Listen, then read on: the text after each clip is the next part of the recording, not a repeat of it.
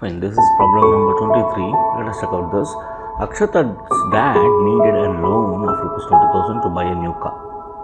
Mr. Das, the bank manager, agreed to give him the loan at 3% per annum. If the loan was to be paid back after 5 years, what total amount must he return to the bank? Right, it is a simple interest rate problem. Let us check out with this. They have given the principal. So principal, they have given principal is equal to Rs 20,000, right? And as well as time they have given, that is 5 years, right? And then R is equal to 3% per annum they have given.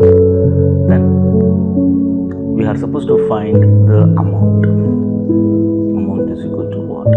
So before finding the amount, we need to find the simple interest. We know that amount is equal to principal plus simple interest, and then simple interest is equal to, that is PTR by 100. Right? What is P here? That is 20,000. Right? Into time is 5 years, and rate of interest is 3. That divided by 100. Simplify it here.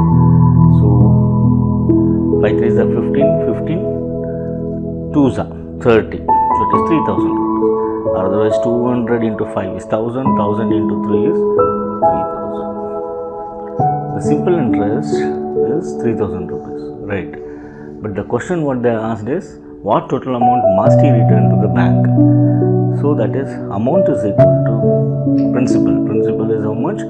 That is 20,000 plus interest is 3,000, right?